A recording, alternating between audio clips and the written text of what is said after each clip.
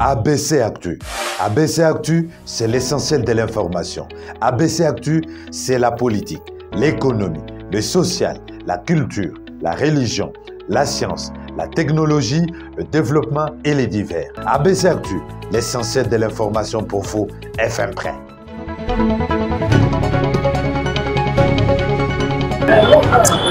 À jeudi 13 avril 2023, mesdames, messieurs, et bienvenue dans ce journal. Alain Berset est président de la Suisse en visite en République démocratique du Congo, reçu par son homologue congolais Félix-Antoine Tshisekedi. La coopération bilatérale et les sujets d'intérêt commun étaient au centre des échanges. C'est un élément que vous allez suivre dans ce journal. Le vendredi 14 avril 2023, dans la province de Lomami, sera marqué par le lancement officiel à Kabinda du programme de développement local des 145 territoires. Le go des travaux sera donné par le chef de l'exécutif provincial, Nata Ilunga. On en parle dans ce journal.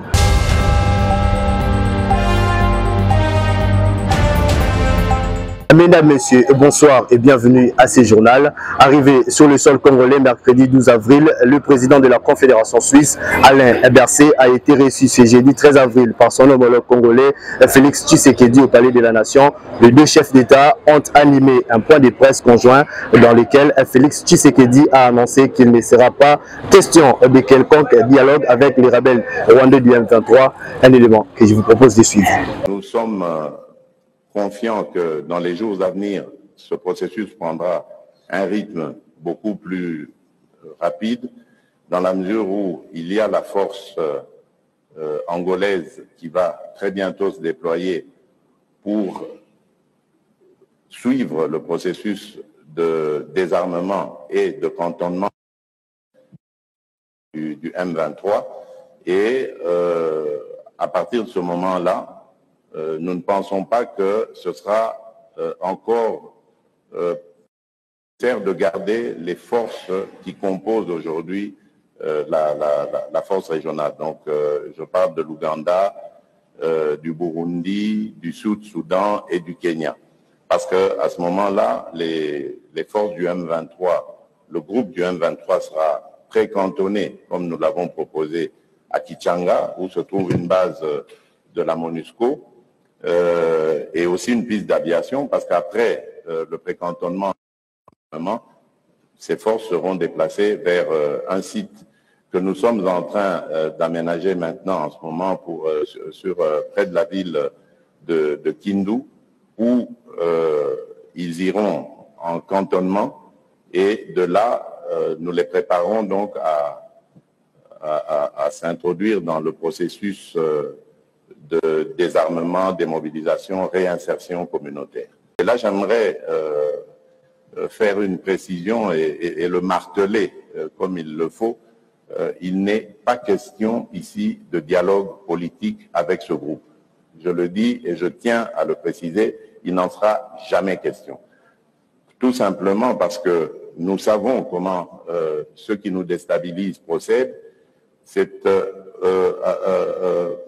à l'aide de ce genre au moyen de ce genre de dialogue qu'ils profitent de la situation pour nous infiltrer des éléments qui plus tard vont créer des revendications fallacieuses et justifier donc leur agression de la République démocratique du Congo.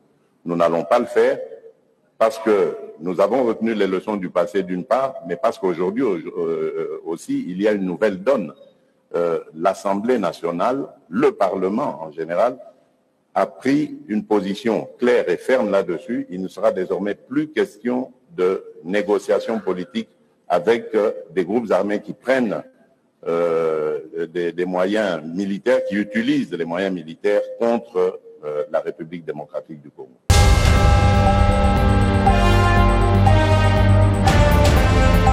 Audience à la vice-primature de la Défense, Jean-Pierre Bemba a reçu l'ambassadeur extraordinaire et plénipotentiaire de la République de Turquie, venu en visite de courtoisie.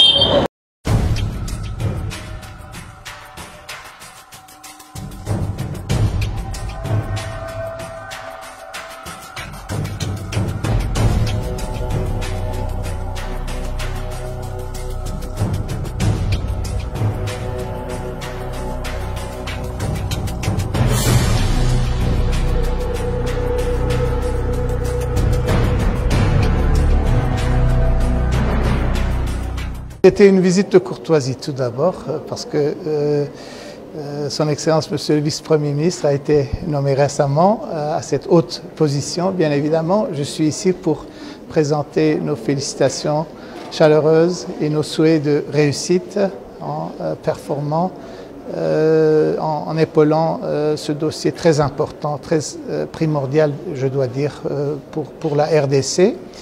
Et c'était aussi une occasion pour nous de présenter les états des lieux au niveau de nos activités de coopération entre les deux côtés, parce que, comme vous le savez, en ce qui concerne la coopération turco-congolaise, le volet sécuritaire a une signification très particulière, et je dois dire parce que, entre autres, les deux pays font face à des défis similaires au niveau des menaces asymétriques. Et dans ce cas-là, nous avons aussi toujours beaucoup d'activités qui sont en cours. Mais aujourd'hui, j'ai présenté un bilan à Son Excellence Monsieur le Vice-Premier ministre et j'ai reçu son accord et son assurance que ces travaux vont continuer avec un élan accru dans la période à venir. C'est très important pour nous de pouvoir accompagner la RDC dans son combat contre le séparatisme, parce que la Turquie aussi a vécu de tels chapitres douloureux malheureusement dans le passé et on a connu des réussites. Nous sommes ici pour partager nos connaissances, notre savoir-faire et nous sommes tout à fait déterminés à continuer à accompagner la RDC en face de tels défis. Comme vous le savez, nous avons plusieurs accords déjà signés et maintenant nous nous préparons pour la phase d'implémentation, je dois dire. Et avec Son Excellence Monsieur le Vice-Premier ministre, on s'est mis d'accord de continuer notre dialogue de façon très étroite dans la période à venir pour pouvoir procéder à plusieurs activités concrètes. Vous allez voir dans la période à venir qu'il y aura par exemple une usine de munitions qui sera établie par le côté turc à Likasi. Il y a aussi d'autres projets qui sont en cours et ce qui est important pour nous, c'est de pouvoir procéder à l'étape dans laquelle nous pourrons admettre les étudiants congolais dans nos académies de guerre. C'est important pour la formation des cadres des FARDC. Et nous allons aussi continuer pour parler au niveau de l'équipement, des dons militaires. Voilà, entre autres, c'était le menu du jour, mais j'étais très heureux et rassuré de voir que Son Excellence Monsieur le Vice-Premier ministre est déjà très bien informé sur ces dossiers et il nous a assuré qu'il sera toujours disposé à continuer ses efforts jour et nuit avec nous. Le but ici, c'est de voir ce beau pays s'en sortir de ce grand problème sécuritaire, parce que c'est le clé pour la propulsion économique de la RDC que le peuple congolais mérite fortement, je dois dire. C'était une discussion très ouverte, je dois dire, même entre amis. C'est pour la première fois que je fais la connaissance de Son Excellence Monsieur le Vice-Premier ministre, mais en tant qu'un grand homme d'État, bien évidemment, il est connu par tout le monde. Et aujourd'hui, j'ai eu le sentiment que vraiment c'est un leader avec qui nous serons en mesure de communiquer très facilement, d'échanger des vues très facilement. Il sera très ouvert à des idées, à des suggestions. C'est avec ce sentiment de confort que je rentre à l'ambassade.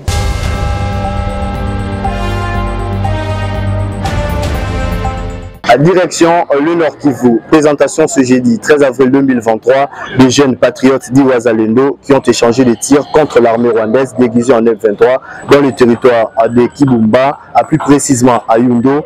Guillaume Njike Kaiko, au porte-parole du FARDC, était le rumeur sur la coopération entre le FARDC et ce jeune. Le commandement des opérations Sokola 2 Nord Kivu a procédé ce mercredi 12 avril 2023 à la présentation des 59 combattants dits Wazalendo dont l'arrestation est intervenue dans la matinée de ce même mercredi. Il s'agit des miliciens locaux opérant librement sous l'égide du groupe dénommé Éveil des Patriotes pour la Libération du Congo, EPLC en sigle, dans la zone de Kibumba.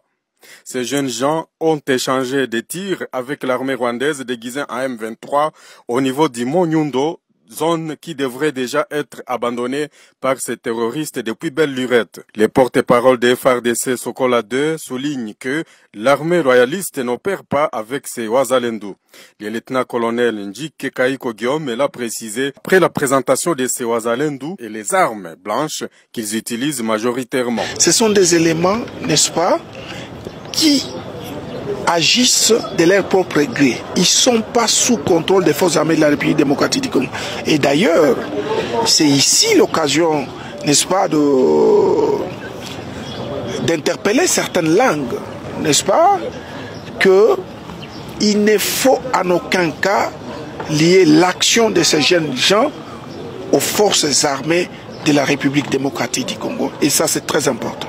De leur part, ces miliciens locaux affirment qu'ils opèrent de leur propre gré, indépendamment des FARDC. Ils ajoutent qu'ils agissent pour défendre la patrie. Mimi ni mzalendo. Aujourd'hui tulikuwa natembea tuone serelema kama balisha toka mwa ile eneo. Sibitima tukakutana wakaanza tupiga masasi. Mena wakati wanatupiga masasi tele make hatuko FARDC, sasa tunaendeaka ku mibeko ya FARDC. FARDC ikasikia kile kule kunakuwa atake. Ingekuwa tuna collaborer na FARDC kusema tuvunje le cessez-le-feu. Notons que les FARDC ont saisi les différents mécanismes impliqués dans la pacification de la sous-région et une réunion a été tenue au bureau de Sokola.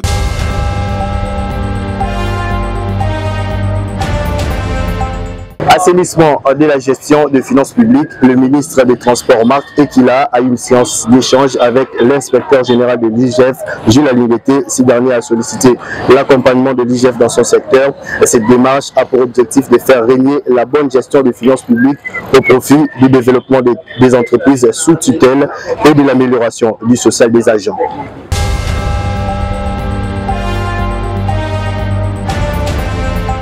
Les mamans et les jeunes Kimbanguistes ensemble pour la République dans le but de déposer leur cotisation à la caution de la candidature de Moïse Katumbi Chapwe. Les mamans et jeunes Kimbanguistes ensemble pour la République de Moïse Katumbi Chapwe ce mercredi 12 avril 2023. Ces fidèles d'Mvuluzi Kimbangu sont les premiers à se jeter à l'eau dans la cotisation de la caution pour la candidature de Moïse Katumbi Chapwe à la présidentielle du 20 décembre prochain. Dans la salle VIP Pierre Lumbi au Congo, la cheftaine s'avance et donne la motivation de leur présence aux deux délégués généraux de Ensemble pour la République, à savoir les honorables Van Okiboko en charge des associations et confessions religieuses et honorable Chéribin Okende en charge de la presse et médias et porte-parole du parti.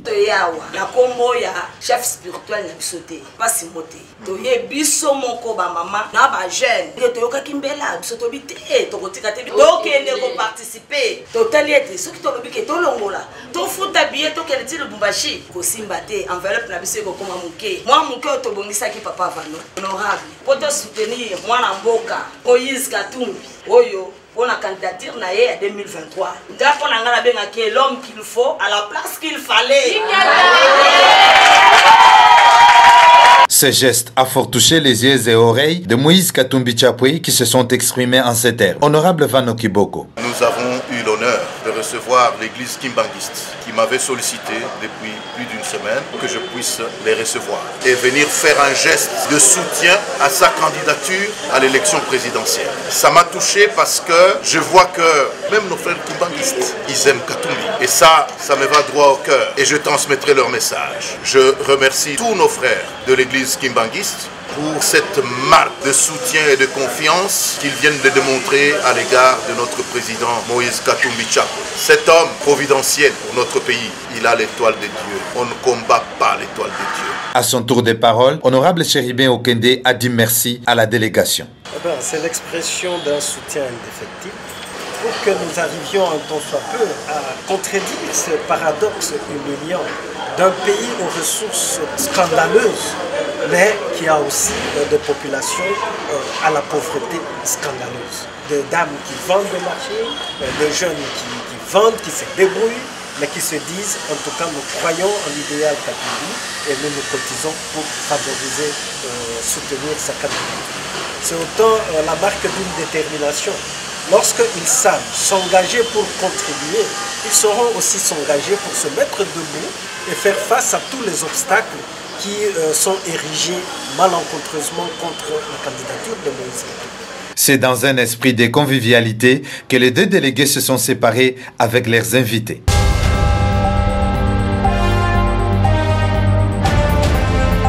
Rendons-nous à présent dans la province du Kasaï oriental. Le gouverneur de province, Patrick Mathias Kabea Matiabidi, a accordé mercredi une audience à la régie des eaux et ses partenaires au menu d'échange l'amélioration de la desserte en eau potable dans le Kasaï oriental. À suivre. On a avoir l'information à la source, c'est très bien. L'autorité a convoqué une réunion urgente. La première préoccupation de l'autorité, c'est de voir un peu avec les lots 1 du projet en cours, comment on est en train d'utiliser les châteaux d'eau nouvellement construits, quelle est la zone d'influence, qu'est-ce qu'on en fait, est-ce que ça va faciliter les choses ou qu'est-ce qui se passe. Le deuxième point, c'est justement le prix de vente de l'eau. Vous avez constaté une surchauffe ces jours-ci. L'autorité voulait savoir de quoi il s'agit. Alors, pour le premier point, les châteaux, effectivement, sont là. C'est 2 châteaux d'eau, 1420 mètres cubes par château. Donc, les deux, c'est 2840. Mais nous devons continuer à pomper l'eau pour mettre de l'eau dans ces châteaux. Parce qu'en fait, un château d'eau ne génère pas de l'eau. Il faut mettre l'eau dans les châteaux pour après distribuer. L'avantage que nous avons sur ces châteaux, c'est que dès que nous avons réussi à mettre de l'eau, la desserte est gravitaire. Et les communes qui sont directement impactées, ce sont les communes de Mouya et les communes de Dibindi. Et plus certains quartiers tels que du côté de Tchikila, ça c'est une partie de Dioulou.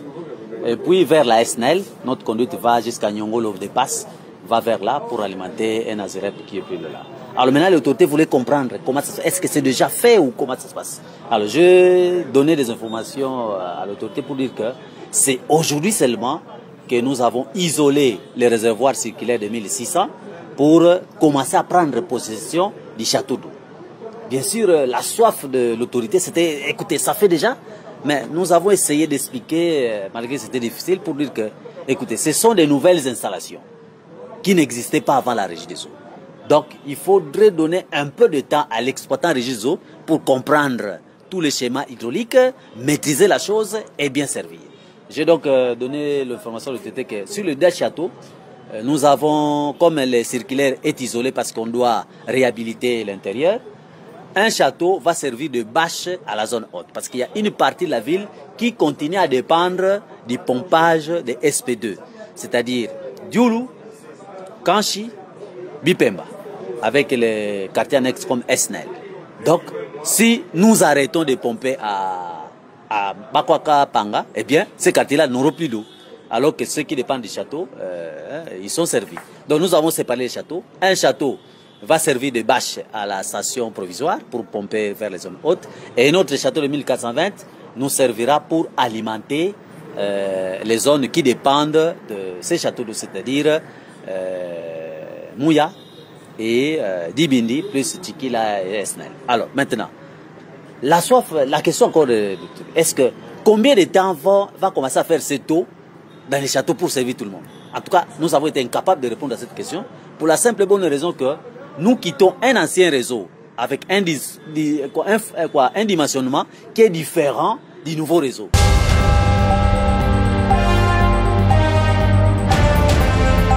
Le gouverneur de la province de Lomami, Nata Ilunga, est attendu ce vendredi dans le territoire de Kabinda pour lancer les travaux du programme de développement local des 145 territoires sur place. Les travaux qui seront lancés sont la construction des écoles et des centres de santé. Je suis administrateur de société dans le cadre de 145 territoires. Nous avons un groupement GDCP qui a gagné le marché pour construire 2 écoles à Kamende.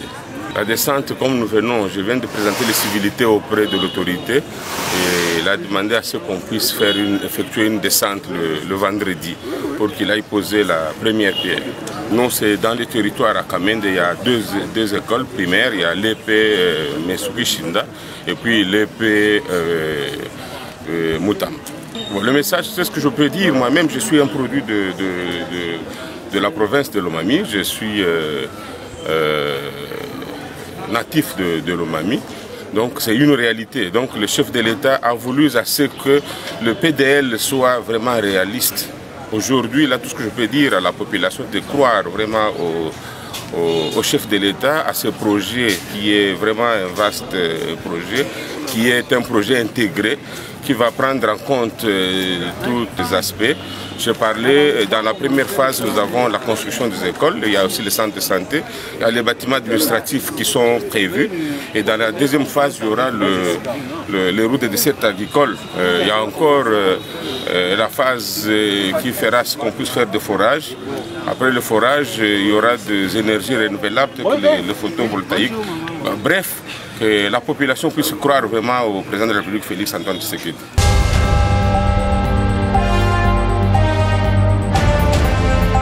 Restons toujours dans la province de Lomami, mécontents sur l'organisation des élections des membres de leur comité et qu'ils jugent truqué. Les étudiants de l'UNICAB recourent à l'autorité provinciale Nathalie Lunga, à qui à son tour apporte la calmie. Qui réclamait nos droits. Il a été retenu par le ministre de l'ESU que les représentants des étudiants soient élus au suffrage universel direct. Et alors, avons constaté qu'à l'université de Cabinda, ces élections étaient en train de se préparer. Mais ces élections se préparaient avec un candidat déjà masqué. Nous sommes ici ensemble avec les collègues. Nous leur avons demandé une mesure de clémence, d'élaguer juste la condition de payer la première tranche, voyant les conditions d'humilier. Kinshasa n'est pas Cabinda. À la tradition, ici chez nous, nous payons la première tranche qu'après les discussions entre les comités de gestion et les comités des étudiants. Chose qu'ils n'ont pas voulu comprendre. Avons constaté que la GRN a un candidat qu'il a représenté, qu'il a imposé au comité de gestion qui sont à leur service. Qui a fait 2 décennies en dehors de l'université. Vous êtes nos parents, nous sommes marginalisés, nous sommes victimes des antivaleurs qui ont terni l'image de cette université. Cette fois-ci, les étudiants veulent élire un représentant connu par tous, compétent, qui peut le représenter valablement. C'est ainsi que nous demandons que ces élections soient d'abord suspendues. Aussi, nous avons constaté que le comité de gestion est en collaboration avec la TMB qui délivre les faux bordereaux afin de favoriser ces candidats-là. Moi, c'est le chef de travaux, Lebon Payamopé de l'université de Cabinda et secrétaire général administratif. C'est leur droit, mais nous devons respecter les instructions académiques. Nous avons devant nous la note circulaire du ministre qui nous demande d'organiser les élections avant le 15 avril. Et ce que nous avons appliqué. Alors là, dans la note circulaire, le ministre a bien signalé qu'il fallait donner des conditions, appliquer les conditions pour qu'un étudiant puisse postuler un candidat. Et même conditions pour être électeur. C'est-à-dire qu'on doit respecter les mêmes conditions qui sera électeur que celui qui a payé, qui est en ordre avec l'université, c'est-à-dire avoir payé les frais d'inscription ou la réinscription et aussi avoir payé les frais d'études que nous appelons frais académiques. La première tranche, c'est une condition. Alors, nos étudiants n'ont pas voulu accepter les conditions que le ministre nous a données. Alors, et ils veulent la gratuité, alors que la gratuité, c'est au niveau de l'école primaire, mais à l'université, il n'y a pas la gratuité. Nous devons appliquer et marcher dans l'idée du ministre. Il nous a écoutés. Alors, il a lu la note circulaire, il a écouté la philosophie de la note circulaire et il a analysé, il a trouvé que le comité de gestion et surtout la commission qui a été montée par le recteur n'a pas foulé au pied les instructions du ministre. Alors c'est ainsi qu'il a demandé pour calmer la tension. Il nous a demandé, il nous a dit de reporter les élections pour 2 jours. Alors ça doit se passer le 14.